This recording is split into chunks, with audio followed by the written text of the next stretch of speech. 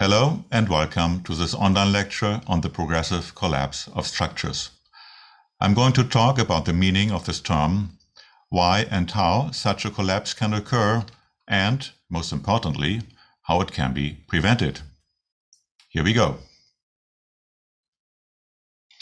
This image shows the first example. In this incident in Germany in 2005, 82 transmission line towers collapsed.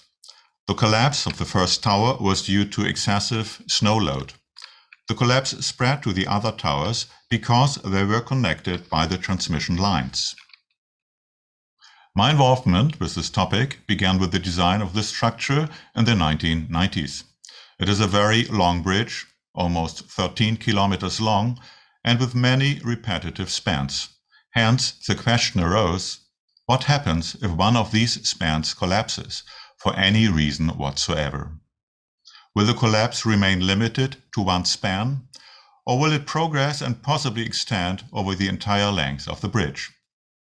We studied this question at the time and arrived at certain conclusions and also modifications of design to avoid a collapse progression, which I will present in this talk. Let's approach our topic systematically and first clarify the meaning of two keywords. What is a progressive collapse? And another important term in this context, what is a disproportionate collapse? The World Trade Center towers collapsed after the impact of two aircrafts, a very violent cause. Even so, the effect of complete collapse can be considered disproportionate when we compare the mass of an aircraft, of the order of a few hundred tons, to the mass of a tower, of the order of some 100,000 tons. Another example is Hangju Grand Bridge in Seoul, the capital of South Korea, which collapsed during construction in 1992. The collapse started in the main span that was supported by a temporary pier. The cause of the initial damage has not been clarified, but it could have been the sudden subsidence of this temporary pier. In any case, the damage did not remain limited to this part of the structure, but propagated throughout 10 other spans, so that finally 800 meters of bridge were lost. It is of interest, by the way, that most of the pre-stressing tendons did not break in this incident.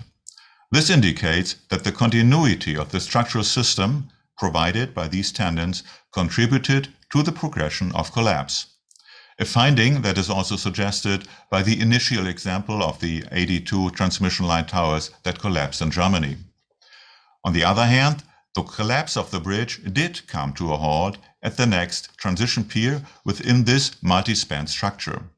All this indicates that a progressive collapse can possibly be stopped by structural discontinuity, a point I will return to later.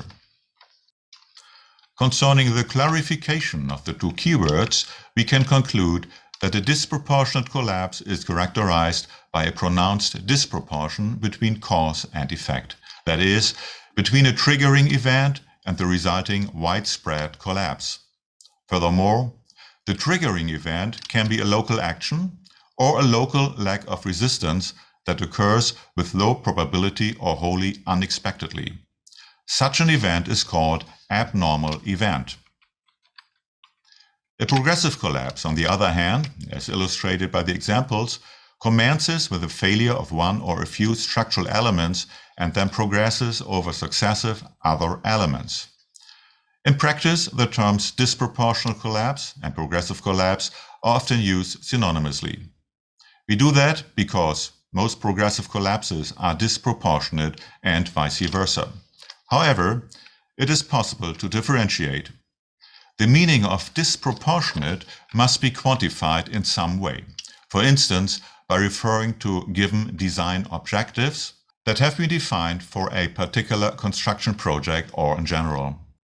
So, in the context of design and design objectives, disproportional collapse is a more appropriate term, whereas progressive collapse is the more fitting term when we think of the physical phenomenon or the mechanisms of collapse.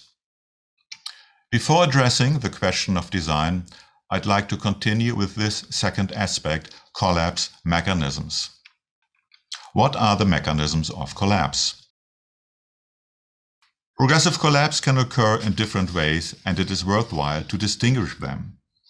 The pancake-type collapse of a building, for instance, develops quite differently from a domino-type collapse, as it can occur, for instance, in a trestle bridge.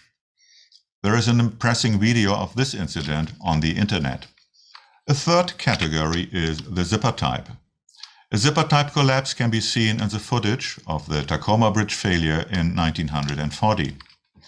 In this case, the dynamic action of the wind led to excessive deformations of the bridge deck, which resulted in the initial failure of some of the vertical hangers.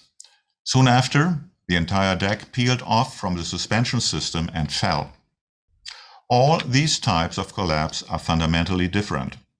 This becomes clear when we describe the underlying mechanisms of failure and distinguish the respective propagating actions. Pancake-type collapse is an important scenario for medium and high-rise buildings. It starts with the failure of vertical load-bearing elements, which can be columns or connections.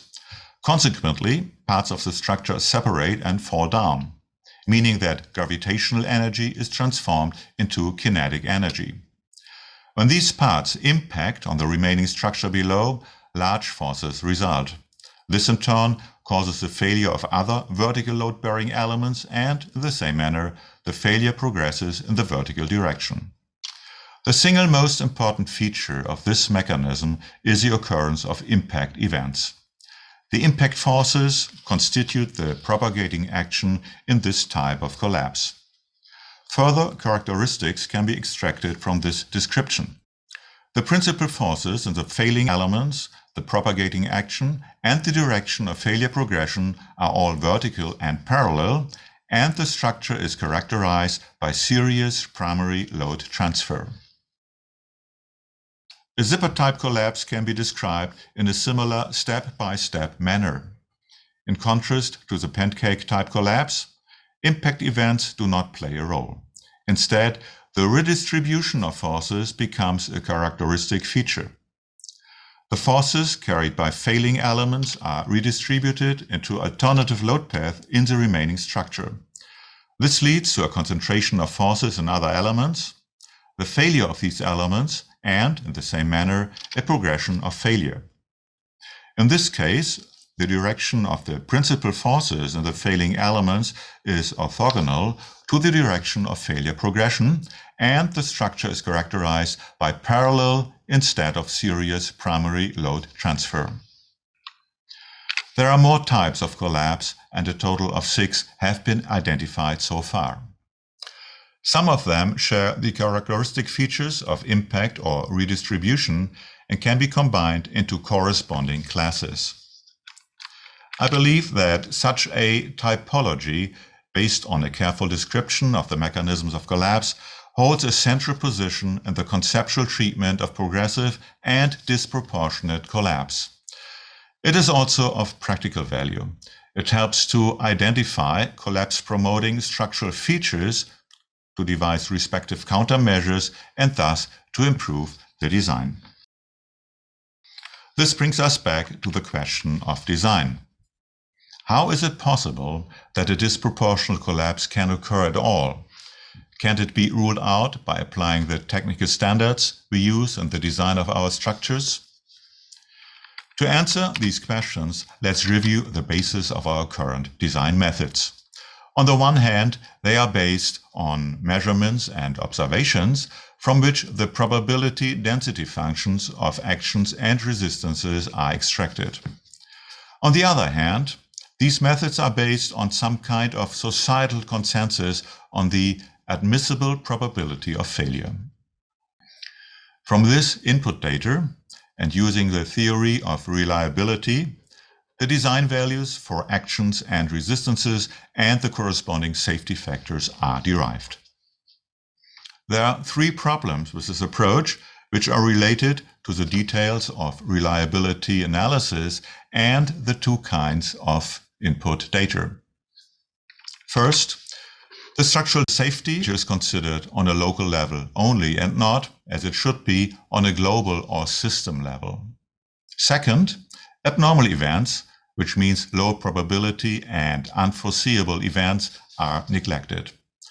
Third, it is difficult to reach a societal consensus on the admissibility of a major disaster. Let me shortly discuss only the first one of these three problems. The probability of collapse can, in principle, be computed as a product of three factors, namely, the probability of the occurrence of a triggering event, the probability of an initial damage, given the occurrence of the event, and the probability of collapse, given the occurrence of an initial damage. However, this last factor, in practice, is not considered, nor is it reflected by the safety factors of our design codes. This means that for a structure that is sensitive to an initial damage, that is, where this factor is high but remains neglected, such a structure no longer is sufficiently safe. The reason for this omission is a practical one. The safety on the system level depends on the response of the structure to an initial damage, as we have just seen. This, however, includes unusual kinds of interaction, large deformations, the separation of structural parts, their impact on other parts, and other effects which usually require a fully nonlinear dynamic analysis, which tends to become intractable, particularly in the context of reliability theory, which, in addition to all these difficulties, requires a stochastic approach with many different initial conditions to be assumed. The next question then is, how can disproportional collapse be prevented? Before answering this question, let me first introduce two definitions, and with this, the distinction between collapse resistance and robustness. One of the design requirements may be to prevent a disproportionate collapse. According to the explanation of disproportionate collapse given before, this goal is achieved when the structure is insensitive to abnormal events. A structure that has this property is what we call collapse resistant. One strategy for achieving collapse resistance, and thus meeting the design requirement, is to make the structure insensitive to initial damage, because when it is insensitive to initial damage, it is also insensitive to abnormal events. A structure with this property is called robust. These definitions are based on the terms insensitivity, abnormal events, and initial damage. These terms must be quantified for the definitions to be applicable. This quantification can be based on predetermined design objectives that have been established in a decision-making process. These considerations lead to a pragmatic approach for providing collapse resistance that is no longer based on reliability theory, but on judgment and a decision-making process to establish the design requirements and design objectives. Determining the design requirements is basically the decision whether the structure should be collapse resistant or not.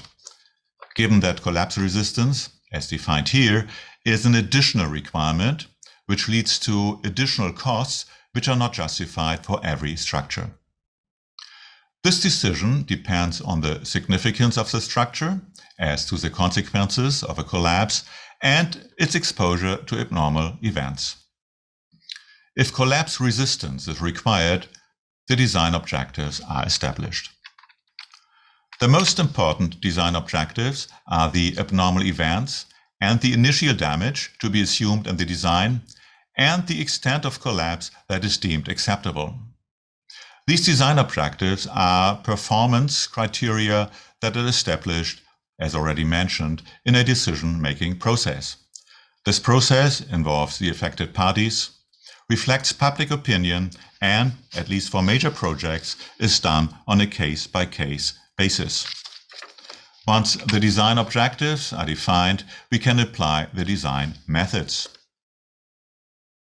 There are two basic design strategies each branching into two different methods.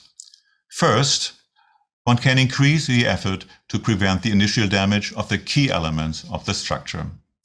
This can be done by enhancing the structural resistance of these elements, that is, by providing them with specific local resistance, or by non-structural protective measures by which they are protected against abnormal events. Second, one can assume an initial damage to occur and design the remaining structure for such a case. This leads to the design methods, alternative load path, and isolation by segmentation. Note that both basic strategies lead to collapse resistance, but that robustness is achieved only by the second strategy. A third possibility is to apply prescriptive design rules. This is also called indirect design because it does not rely on a verification of design objectives and does not require structural analysis. Instead, general measures, in particular the provision of structural continuity by tying together structural elements, are prescribed. In my opinion, the applicability of prescriptive design rules does not extend to major structures, so I will not discuss them further here. Finally, a variety of verification procedures is available which can be exact or simplified and can be applicable to any of the design methods. All analyses are performed deterministically and therefore are easier to perform than when using reliability theory. I believe that this approach to the problem of collapse-resistant design allows a reasonable balance of safety and economy without requiring excessive computational effort. More details of this approach can be found in this book, which contains more information on all aspects of progressive and disproportionate collapse of structures. Let's look at a few examples. A building structure is considered in which only the main columns rest directly on the foundation, and the other exterior columns of the facade are supported on a horizontal transfer girder. Every main column is a key element because its failure would lead to widespread collapse. If the design strategy prevent initial damage is chosen, the main columns could be strengthened or they could be protected against abnormal events such as a vehicle impact or a bomb blast. If the design strategy assume initial damage is chosen, the load carried by the failing column could be redirected into alternative load path. This effect can be ensured by modifying the structural system, for example, extending all the columns down to the foundation level, or strengthening the transfer girder to enable it to redistribute the load of the failing column to the neighboring columns. The second method in this strategy, assume initial damage, is isolation by segmentation. I would like to illustrate this method with an example from my professional life, which brings us back to the beginning of this talk. The Confederation Bridge is a continuous pre-stressed concrete bridge with a total length of 12.9 kilometers and 43 main spans of 250 meters.